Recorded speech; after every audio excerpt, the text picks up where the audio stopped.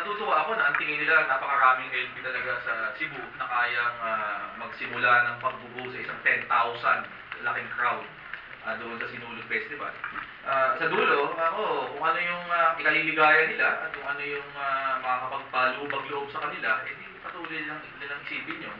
Pero ang malinaw doon, ito ay mga ordinaryong mamamayan, ordinaryong Pilipino, na pinakita kung ano ang kanilang opinion kay Vice President at kung ano yung kanilang tingin doon sa paulit-ulit na pag-iwas ni Bibi doon sa mga akusasyon ng korupsyon laban sa kanya.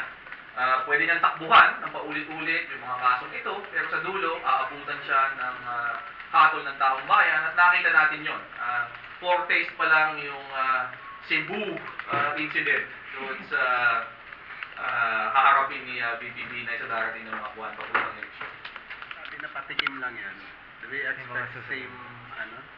Sa akin kasi, tingin ko malaki na ang galit ng marami sa ating mga kababayan doon sa hindi paulit-ulit na hindi pagharap ni BBB na doon sa mga akusasyon laban sa kanya. Nung pumutok itong issue na ito last year, paulit-ulit siyang in-invite ng Senado, paulit-ulit siyang tinatanong at hinihingan ng kanyang posisyon dito, pero never niya nasagot ng maayos. So kitang-kita naman natin yan, online, sa ating mga pahayagan, sa mga diskusyon sa mga iba't ibang bahagi ng Pilipinas, meron talaga patuloy na pagtatanong ang mga ordinaryo mamamayan kay BBB Nay. At yung nangyari sa Cebu, tingin ko, ito na yung simula ng pagbugso ng damdamin ng mga tao. Madami akong kilalang mga Cebuano at ang pagkilala ko sa kanila, ito ay mga mababait, mapagpasensya, masayahing mga tao. Hindi ito gagawa ng gano'n kung hindi malinaw na meron talagang galit na nararamdaman.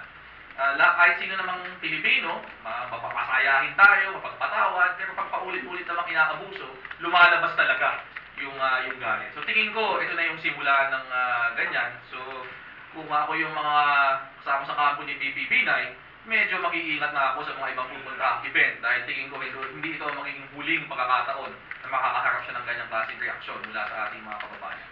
Bakit puro LK ang sinisisi niya? Siyempre, sino pa sisisihin nila? Diba? Meron naman ang hirap naman kasi, di ba? Pag hindi ka gusto ng yung nililigawan, medyo napagsabihan ka ng masama, meron ka ibang sisisihin, siniraan ka. O kaya ito lang yung mga kaaway ko. Pero sa dulo, di ba? Ito yung katotohanan eh.